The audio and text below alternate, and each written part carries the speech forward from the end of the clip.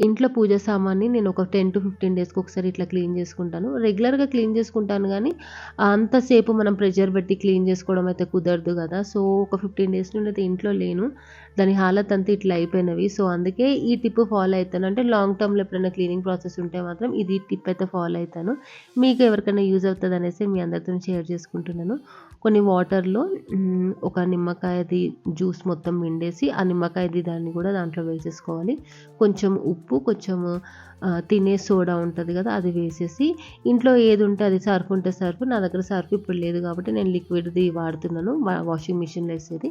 అది వేసేసి ఏవైతే సామాన్లుంటాయో మన దగ్గర అవన్నీ దీంట్లో వేసేసుకోవాలి. ఒకసారి మీరు చూడండి ఇన్‌స్టంట్‌గా రిజల్ట్ అయితే ఉంటది మనకి. తర్వాత ఒక 10 మినిట్స్ మనం స్టవ్ మీద పెట్టేసుకొని జస్ట్ సోప్‌తోని మళ్ళీ వాష్ చేసేసుకుంటే సరిపోతది. సో, ఈ టిప్ ఎవరికైనా యూజ్‌ఫుల్ అయితదనేసి మీ అందరితోని షేర్ చేసుకుంటున్నాను.